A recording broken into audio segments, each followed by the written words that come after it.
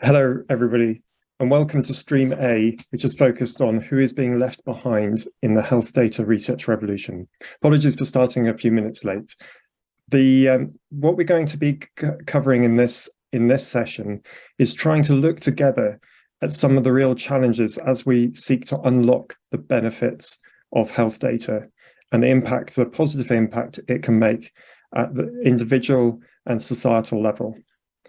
I'm really delighted to be joined with an amazing group of speakers.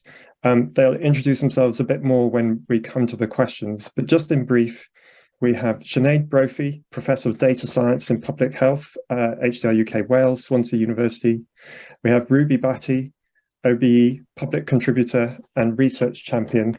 We have Dorcas Kamoya, with Research on Ethics and Community Engagement, joining us from Kenya Medical Research Institute, but also has a role at the University of Oxford. And we hope to be joined by Sue Thomas, Clinical Director at Google Health. So just a minute or two from me before we kind of address our major questions. But as we think about the value of health data, I think, well, from where I sit, there are three principal applications that I think it can be utterly transformative, but where we also need to make sure that it's not just benefiting a few or even a majority population, but that it's there for everybody. So the three areas across which I'm particularly focused on is one is discovery, so sort of biomedical discovery, understanding how things work. One is around policy, so how do we deliver health services that are effective, that are efficient. And then the third area, which I guess is probably quite foremost in many people's minds joining today, is around digital healthcare, including artificial intelligence. And it's that area that a lot of my work and many of us joining today is focused, because I think artificial intelligence and the kind of influx of data-driven technologies is highlighting in a way never before seen this kind of sensitivity to data in terms of the performance of the health interventions, and the ability to sort of infer from one group of people that this therefore must suit everybody and fit everybody is absolutely shattered against the kind of data sensitivity of many modern artificial intelligence approaches. And at its best, as interventional artificial intelligence comes in as part of the sort of digital transformation of healthcare, at its best, what we can look for is widespread, rapid, 24/7 services that are highly accurate and safe across the diverse population of the UK and the world. That's what good could look like. But there is a risk, and there is a risk that we will develop highly variable services that are brittle, widely distrusted, and only accurate and safe in majority groups. And this is because of this extreme sensitivity, which varies a bit depending on the form of artificial intelligence. But the fundamental premise is that we cannot make assumptions with these technologies that they work for everybody unless we truly know that we have seen them work for everybody through an inclusive approach to data. So with that preamble, we're going to look at two questions together over this next 45 minutes. And so my first question to the group is really to explore the challenges here. So I'll just be coming to Sinead Brophy first. So for you, Sinead, where are we at most risk of leaving people behind as we seek to unlock the potential of health data research?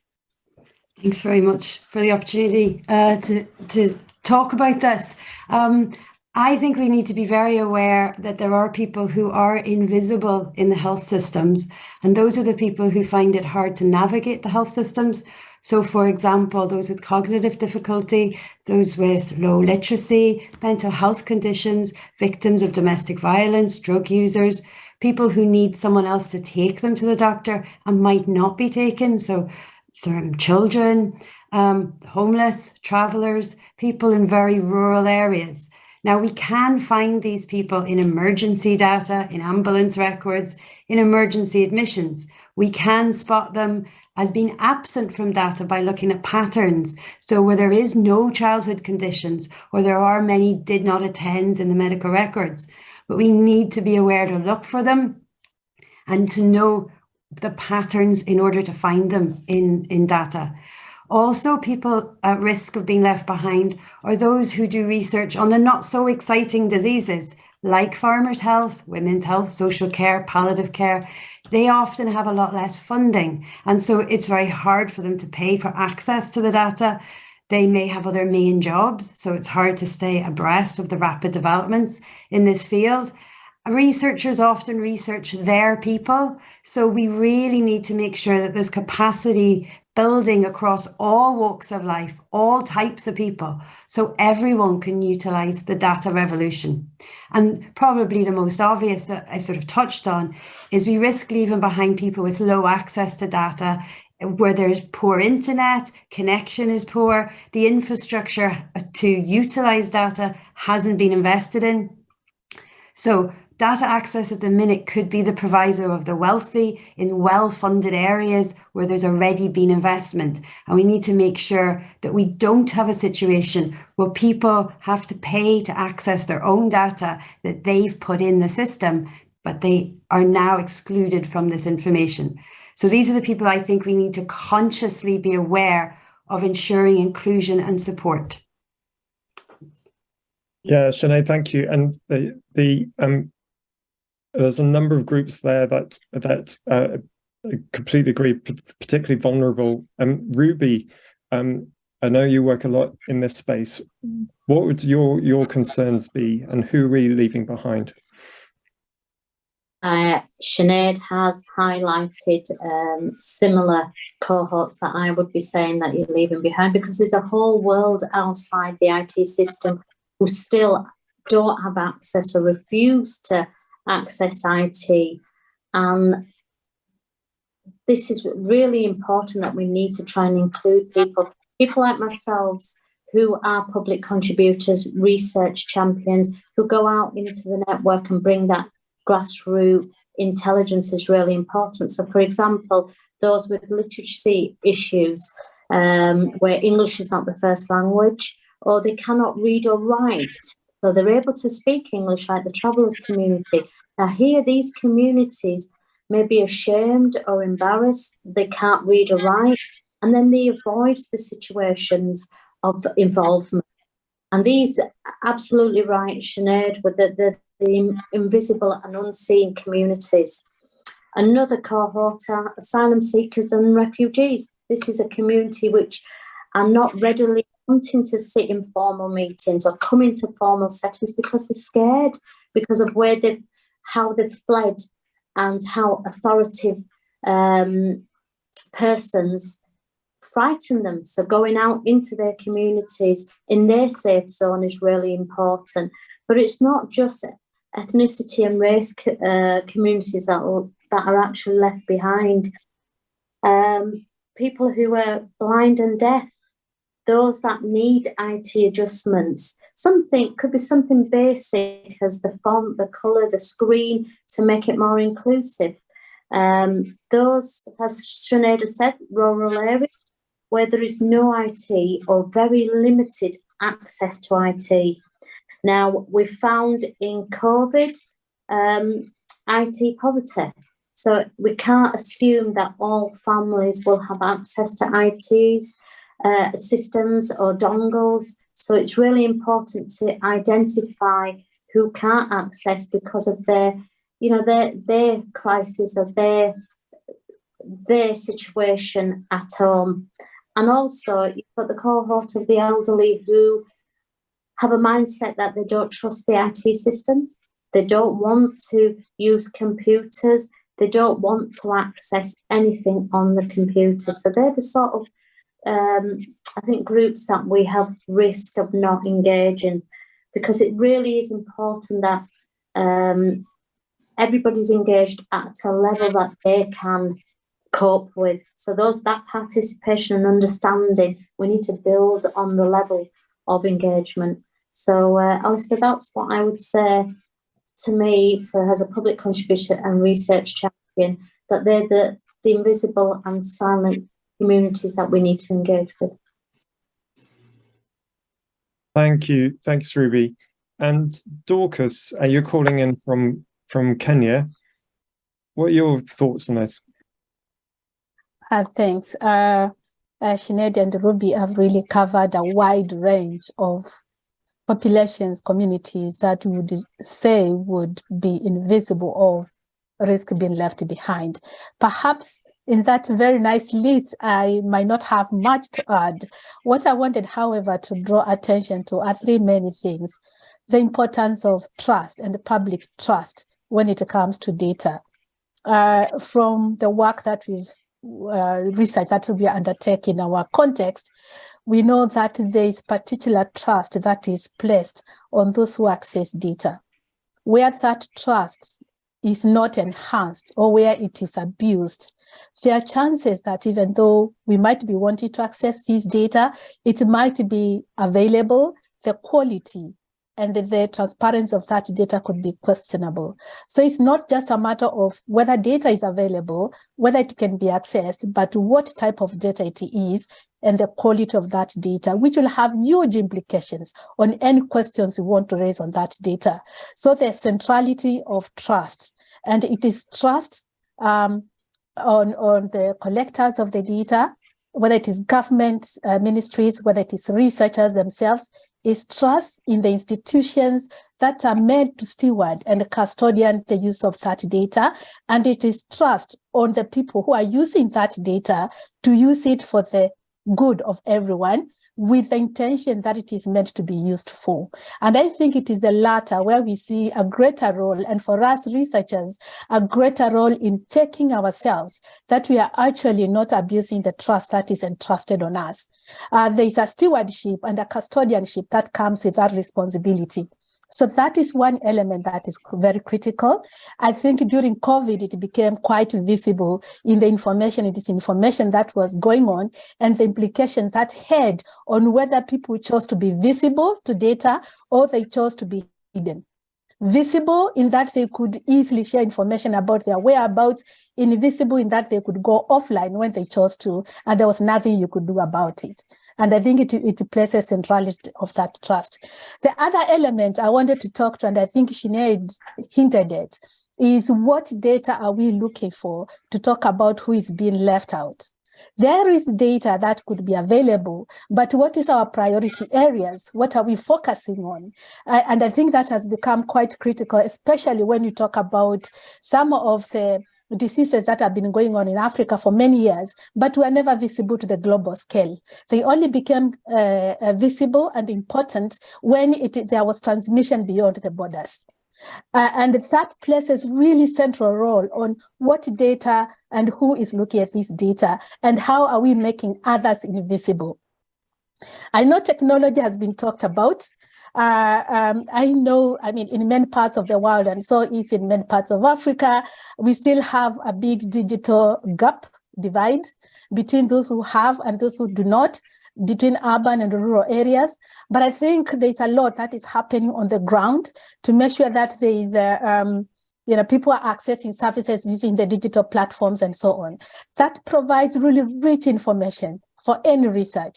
But also, like I said, it comes with a greater responsibility and the legislation that needs to be in place to make sure that it is protecting the populations. I know, for example, very recently, we know that governments have taken legislation very seriously in terms of making sure they have laws that protect individuals and that protect the data that is being used. And there's a danger that this protection can also undermine the use of that data. So try to work on this thin balance between protecting privacy and also promoting good use of that data is a thin line. There are frameworks that have been proposed. How they work in practice is something that we clearly want to study more about. Thank you. And Dorcas, just before we come to Sue, Dorcas, you work across Kenya and Oxford. Do you see, as you think about this, are there kind of shared lessons that you see across both sites, both countries, or are there any marked differences? I think there's a lot of, very common areas that I've learned over the years. One of the things that sometimes when you sit in these spaces, you think issues that we are discussing in Kenya, quite particularly in Kenya, you go to somewhere in UK and you realize very similar issues are raised. And it's always, I think it is a point of humility to realize that at a level we all care and worry about the same things. The things that populations in countries like UK, US would worry about their data are exactly the same things that we have in Kenya, in Uganda, in South Africa, every other part that we are working. The issues of transparency, accountability of data are similar across all. So I think it is very humbling to see that. Obviously, the technology matters. How much technology people have and what they can use on the data do matter. And that also, I think, calls attention to conversations on how we can measure that research is truly collaborative, and how we can strengthen the systems that we find otherwise might be a little bit weak or missing. Thanks, Dorcas. So Sue, I did briefly introduce you just before you were able to join, but sitting as sort of clinical director in Google Health, with a development pipeline of data-driven technologies and a sort of desire to sort of see them come through into market and actually help people, who are you worried about that we may be leaving behind?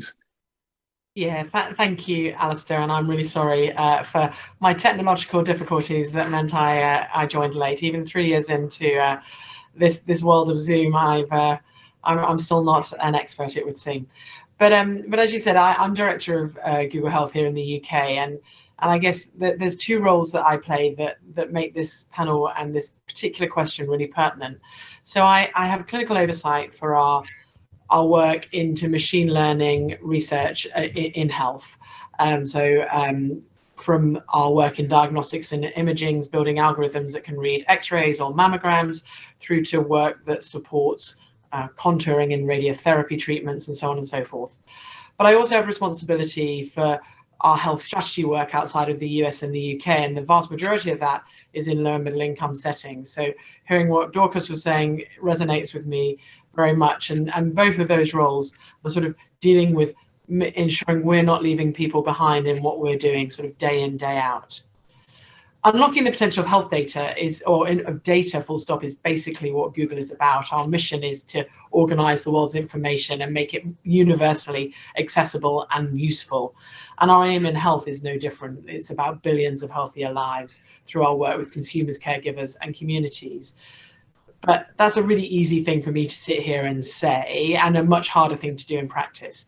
And I'd like just to maybe talk about the machine learning example and AI algorithms as an example of this. We have such potential to use health data to create enormously powerful, high quality, effective tools. But, and this is the important bit, these tools are only as good as the data that they are trained on. And we risk building tools that therefore work for certain groups better than others. So those that have most access to healthcare, they can work best on, and for those groups that are underrepresented, they work less well on. And you then end up in this vicious cycle, I think, where those same underrepresented groups that often need healthcare the most are those that are least likely to access healthcare or least able to access healthcare in the way that those of us who have easy access are. And so then those routine images that end up in those health data sets, the sorts that you collect at Insight and so on, Alistair, they become even more underrepresented. So we risk sort of being in this vicious cycle of creating tools that are trained, the data we're training on sort of a really small group of people rather than that broader group that we need to. So we need to be really thoughtful and conscious, I think, about creating representative data sets, even to the extent of over-indexing on underrepresented groups, often when we're building these tools. And we need to be careful about how we evaluate and roll these out in clinical practice as well. We can't just assume what we build is going to work in the day-to-day of clinical practice, and that those underrepresented groups therefore won't have worse care. And we also have a responsibility to be raising awareness and build that culture of equity and inclusiveness. And Alistair, your Standing Together initiative, I think, is a great example of this, but we need more opportunities like this. Thank you, Sue. So it's been really, I mean, it's salutary to sort of think about the kind of breadth of the challenge facing us. And just as the speakers were sharing, I was just noting down a few comments. Sinead, you particularly highlighted the concerns around the unseen, and I'm always struck by we don't see what we don't see. I know that sounds like trite and obvious, but the kind of the people who are sort of perhaps partly represented, we may spot that, you know, there's an issue there, but there's some people who are just not represented at all, and actually we need to actively be exploring that and looking for that, as many of you on the call are doing. Ruby, your point around engagement is really well made, and thank you for all you're doing in that space. And Dorcas talked about trust, and then Sue sort of talking about that kind of pipeline and how we have to sort of have equity and inclusion by design, really, an end-to-end approach. But so we've really briefly sort of talked about some of the challenges here, but this is an opportunity now for you to share, each of you, what you're excited about. So what is happening in this space? What are you seeing that gives you hope that we are addressing this? What still needs to be done? So Sinead, you can go first again. Well, I think we are recognising that we greatly need to widen involvement in determining what questions are asked in routine data. As the saying goes, if you're not at the table, you're on the table. I'm excited that more and more non-health organisations are seeing the benefits of data sharing, and so getting involved in linking and sharing their data in a safe and secure way.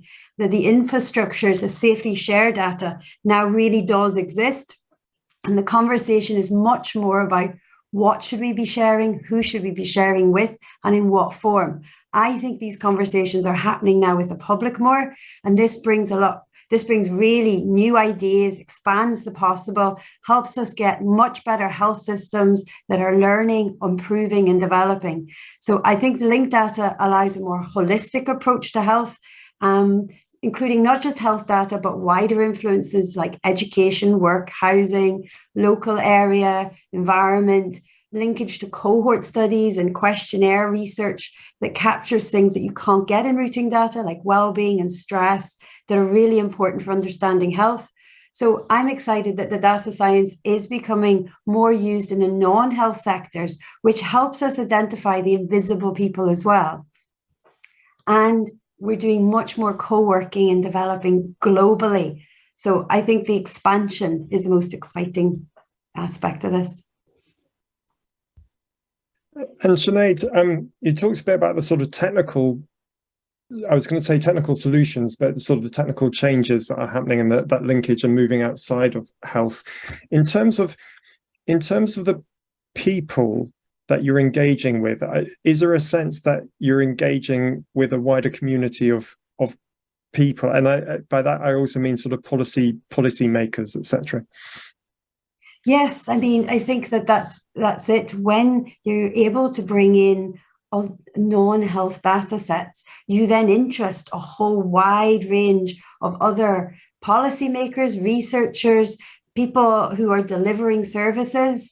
So you really do expand the knowledge about how to best help people's health, but also help people in the sort of inequalities and addressing health inequalities. So yeah, the expansion, I think, in data also expands what I said, the possibilities, and also co-developing solutions with people with very different ideas and very different perspectives.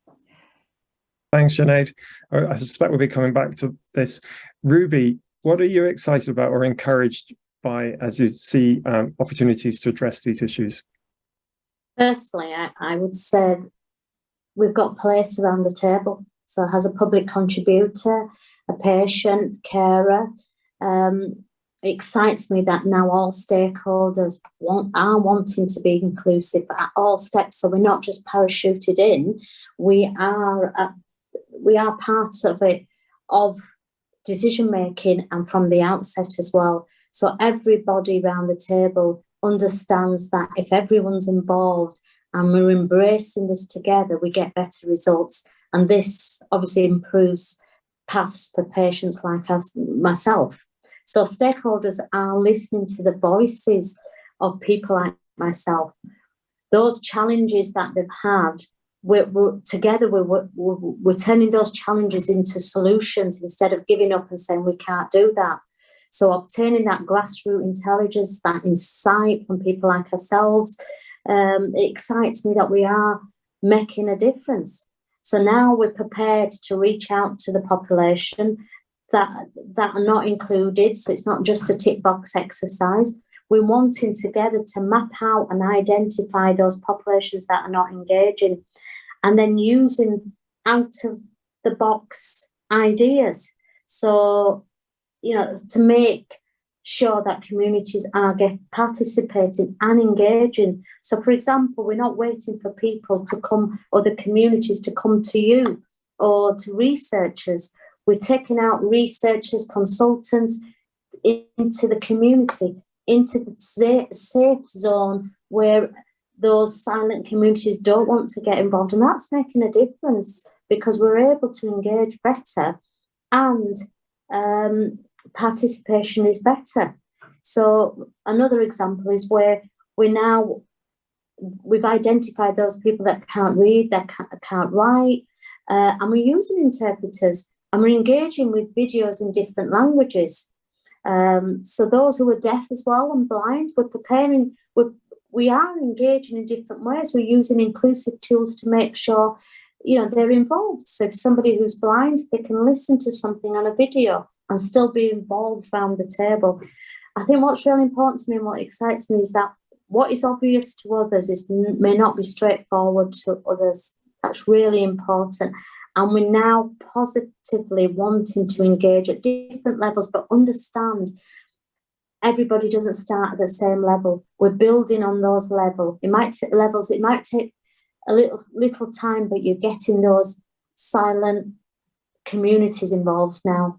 So that's what excites me. We're part of the we're around the table. We're part of any decision making from the outset, and we see this through right to the end.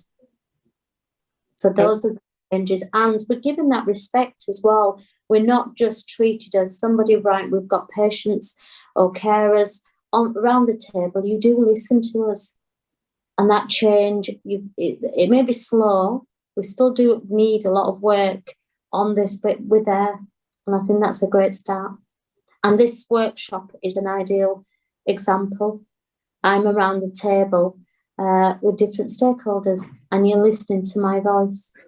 So thank you. We certainly are, Ruby. And actually, just on that, how can we share the kind of the great examples you've just shared with us? How can we get that more visible so other people can go, okay, I see that's important and I see how to do it? Because I think you'll find lots of people go, yes, I recognize that's important, but they get a bit stuck at the kind of, how do I go about it? Any tips, any advice? It's sharing good practice. So, for example, I have networks locally, regionally, and nationally. So using your public patients and carers, because we reach out in different networks, and using good practice. I think a lot of people work in silos, reinvent the wheel, but share that good practice work that's happening in, for example, National Institute of Health and Research, what's happening at ICB level, ICS level. Share that good practice with others. That's really important.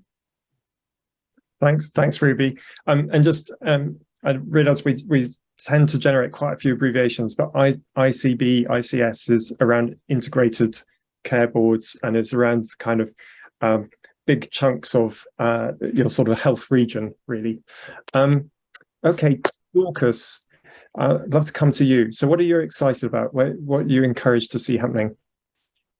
There's so much. I mean, I feel like the world is an oyster to be discovered through data and through these digital platforms that we have. And that's exactly what is so exciting. I I'll give an example of some of the work that is happening within the program that I work with. I head the Health Systems and Research Ethics Department. And within that, we have got work that is looking at health systems functioning and resilience. And one of the group led by Mike English in Oxford has developed what they call a dashboard, which gives in real time in a hospital what is happening, what cases, prognosis, diagnosis, treatment, care, and the trajectory. And what that dashboard does, it flags areas that need to be addressed because there's lagging, there are interventions that come into place. Now, that dashboard can only work if the health workers are all contributing the data in real time as they are attending to patients. It can only be useful in informing decisions of care for anyone who is going to that hospital. Of course, it does leave out anyone who is not going to the health facility because we don't know what is happening, but at least we are able to track what is happening in a hospital in real time and provide information to healthcare managers that can then act on that information to provide, better quality care. And that is just one example of the power of data and how it can transform our practice. Of course, there are many other examples throughout. I'm excited about the fact that we have a large percentage of Kenyans, if I talk about my country, in very rural areas, accessing services through platforms that use their data. And that obviously increases efficiency in terms of the system.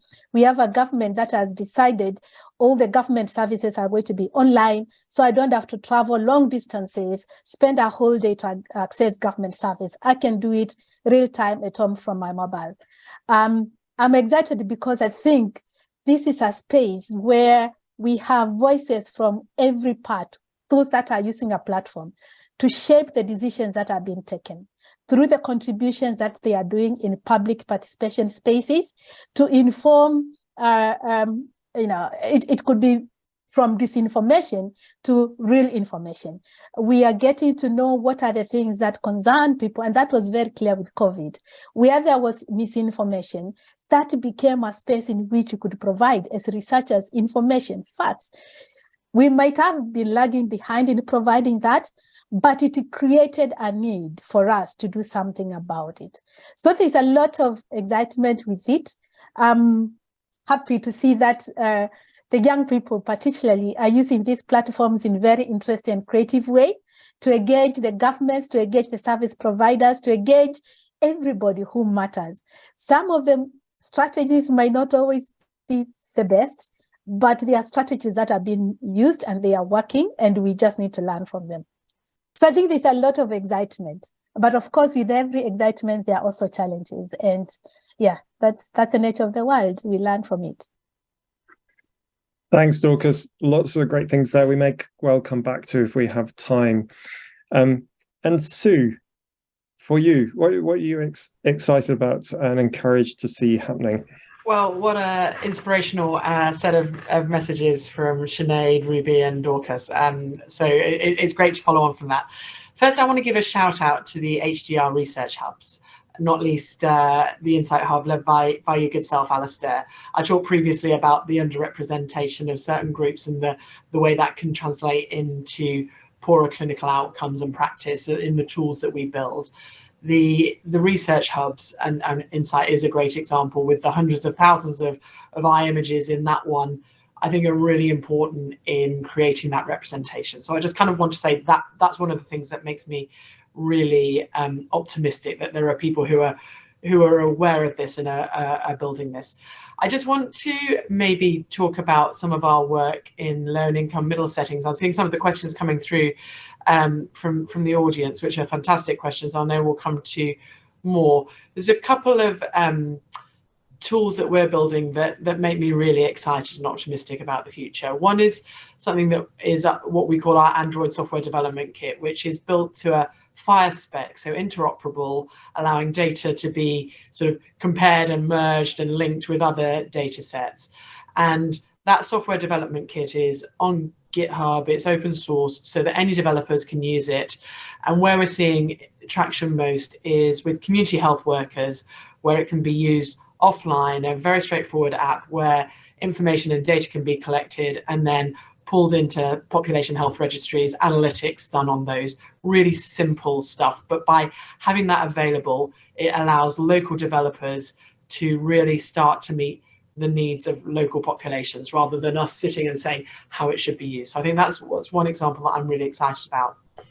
The second example, which every time I talk about literally makes me smile and want to tell the world about this, which is why I'm doing it now, is a paper we've just published on an algorithm for maternal ultrasound.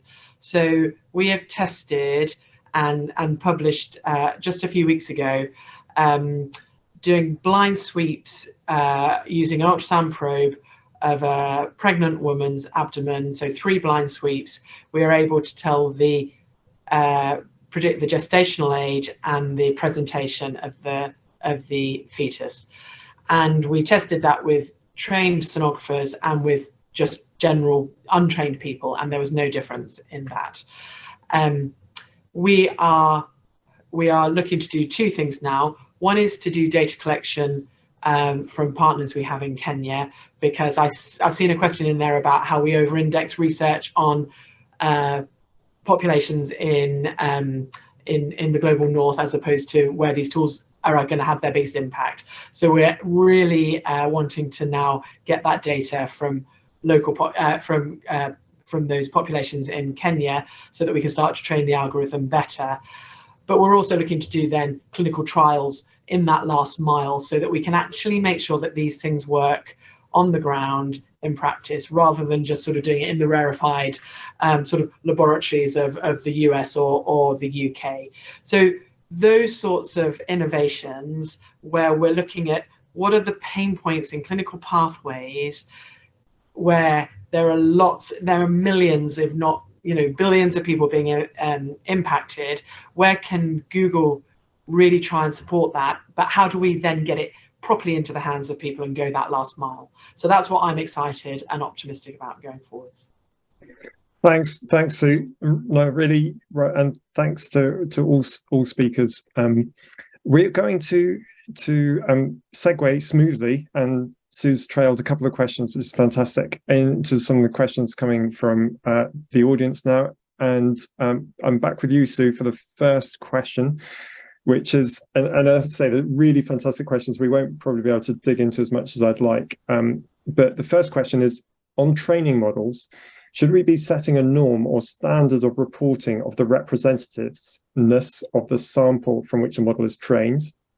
And then a linked point, perhaps even weighting models to correct for underrepresentation where statistically appropriate. This is already done to an extent in social research for population-wide surveys. Thank you, Philip, for that question.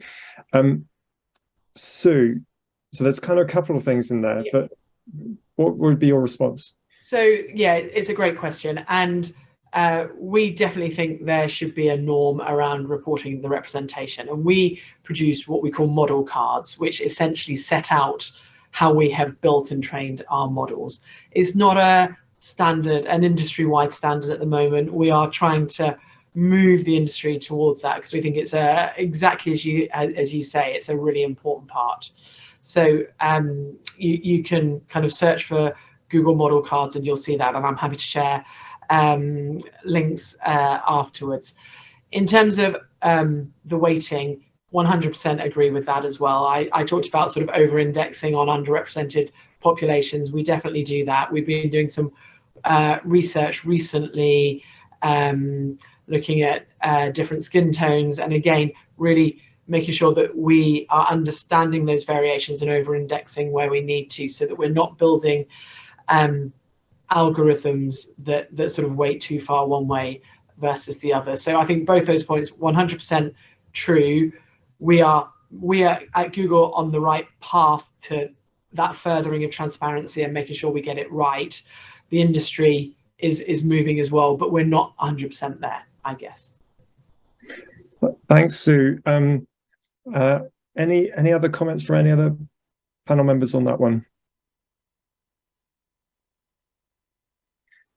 Just one thing to add from me then, and we'll put some hyperlinks in the chat for people who want to dig into this a bit more. We'll put the model cards link, but also Sue mentioned earlier the Standing Together program partnered with HDR UK, MHRA and others, which is standards for data diversity, inclusivity and generalizability. And one of the focuses of that is really about using transparency as a way of driving change, so that this addresses that question in terms of, trying to get towards what good practice looks like. But the first thing is to be really transparent about representation within data sets, so we can at least know who is represented and how they're represented. So we'll also put that link in the chat at datadiversity.org. So next question. So this might come back to you, but others are welcome to contribute as well. Where do the panel stand in using synthetic data to try and mitigate against some of the underrepresentation? I recognize it's not ideal, but it may have some improvement in the short term, as community engagement can take some time to yield the results we need to see. So the use of synthetic data to try and help with this. So I don't know if you want to lead off on this one. I will, and I won't talk for too long on this. We're not using synthetic data at the moment. We augment data, we sort of stretch it, etc., to try and make it as useful as possible. But I think it's a very live conversation in the industry. And clearly, as you say, I'm not sure, I can't see who asked the question, apologies, but there's an element of controversy about it, or, we have to be really careful about what we're doing. But we know that the available training sets or the available image sets, regardless of how, that they're just not quite fit for purpose yet. So, Insight is getting there. Some of the other HDR data sets are getting there, but there's lots of data sets where those populations that we're talking about, to drive equity and fairness are underrepresented. So how do we rapidly get there? There's a few things we're looking at. How do we sort of get more images? How do we sort of crowdsource more images potentially? But also, how do we think about synthetic data? So it's a very live conversation. We're not quite at an answer yet, but we will, I guess, watch this space. Does anybody? Thanks, Sue. I mean, I know this is not just a theoretical consideration for you. It's a very real consideration in terms of how you develop and test and assure kind of digital products, including through regulation. But does anybody else want to comment on this kind of tension, or the opportunity of synthetic data versus real data, and ensuring we have adequate representation of the real data?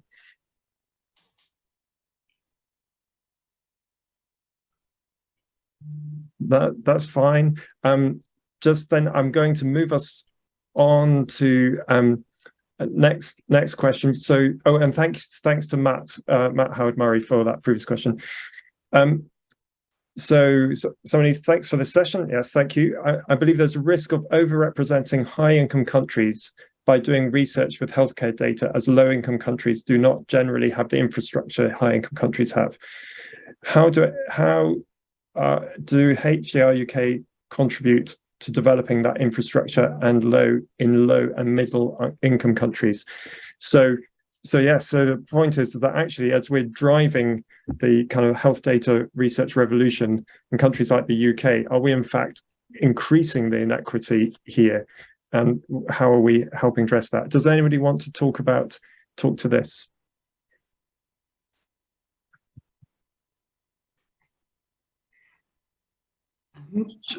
I can. Yeah, Sinead, you look like you were on the edge of your seat. There is a thing of there's an awful lot of learning to do, and in learning, as long as the learning is shared, you can help that people don't have to reinvent the wheel. So there is, but the important thing is the investment in learning, the investment in what doesn't work. So changing direction, that is used and utilized by others, and that we're always developing from where we're at now, and not leaving people to have to come to things that one area has already learned. And that's all about transparency, like the other two questions, about being very open, about being very transparent, and about sharing knowledge. And so I do think there is a case for ensuring no one's left behind, sort of by having real sharing of learning and what doesn't work, and being very honest when you do work, even if it doesn't work, that you share that and that people can benefit. So I think you can help reduce inequalities by enabling people to start from where you're at, if you know what I mean, and really sharing. That makes sense. Thanks, Sinead. Ruby, did you want to come in? Yes, I do echo Sinead's comments and earlier comment as well. Transparency and trust, building that relationship and being honest about the data and sharing where it, you know, we may not have done well or need to do well, and to have a solution as well, and using different insight and intelligence to move that on. But the transparency and trust are two very important aspects for all the relationships. Thank you. And Dorcas, I mean, again, of all of us, you're the person who's actually working across countries. How are you finding the sharing of information? I do recognize that there's potential to do more. There's obvious challenges that, do come up. But also what's really exciting is to see the focus in trying to, again, maintain the co-learning and moving to a situation where infrastructure capacities are being strengthened in regions like where I am. So we are able then to work across different countries, different data sets, because of the investment in infrastructure, in capacity building, in technologies. I think it's not all done. There's a lot that still needs to be done, but I think there are initiatives that we can build on to grow and to make it feasible. Thanks, Dorcas. And then we're sort of coming towards the. Can I just say one? Yes, go for it. Just on that question, I mean, I touched on it briefly. I do think from an industry perspective, it's incumbent on us to be thinking about how we work in settings and get the additional data, etc. How we work in low and middle income settings. It's not good enough for us to do research in in Stanford or in Oxford or in London and think that then translates to women in Kenya or in India. It is absolutely our responsibility to be ensuring the products and the models that we produce are fit for purpose for the people that they're intended for use with. So I think there's something, we've all talked about, the role of HDR UK, etc. But the industry needs to really be transparent about what it's doing on that as well. Thanks, Sue. Just in case I forget to say, Sue, thank you. You've called out our work through the Insight Data Hub a couple of times. I should just flag the other hubs. I won't list them all by name, but do go to the HDR UK website to see the full list of national data hubs and the fantastic work they do across different conditions and settings. So just perhaps the last question to use as reflections as we draw to conclusion says, do we need to be mindful of our language in this space? Does use of language such as cohorts dehumanize people and affect trust and engagement? And my thanks to Lynn for that question. It seemed fitting as we kind of draw to an end. Who would like to respond first to that? Sinead? I think I used the word cohort, but when I used it, I meant it as in Millennium Cohorts, the twin studies, bringing the cohort studies in the UK with routine data and linking them. I didn't mean it in a way that was people were cohorts, but more that these were the name of the studies. So So I No, think thanks, Sinead. Dorcas? Yeah, well, I was also going to suggest that, yeah, we need to be mindful. I mean, I'm a social science researcher. Every time I'm using a term, I've got to break it down and also think and carefully consider whether it is socially acceptable on the populations that I'm working with. And I think, as scientist, we do have short words that we use because they are easier to use. But I'm also mindful that sometimes when we are having wider audiences, that we just need to pay attention to that. Yeah. I mean, I've got so many words that have always been used about Africa. So apologies if I'm a little bit sensitive about it, but I do recognize that. I think an observation I'd have as well as the is that risk that as from a scientific point of view, we try to draw inferences, you kind of lose the individual in the number. And, we absolutely have to challenge that. When we're, every data point is actually some sort of reflection of an individual. And none of us are in this business to kind of create perfect data. We're here to improve people's lives. And that's what we need to keep front and center. So huge thanks to all the panel. We've looked through and explored together some of the challenges and the kind of concerns in terms of who is being left behind in the health data revolution. It's really exciting to hear the progress that's happening.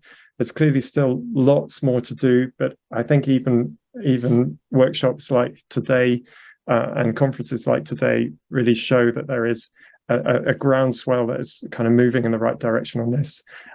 We won't get it all right straight away, but as we share the learning and best practice, we can hopefully accelerate this moving towards digital health and biomedical discovery and improved policy that doesn't just work on average, but works for everybody.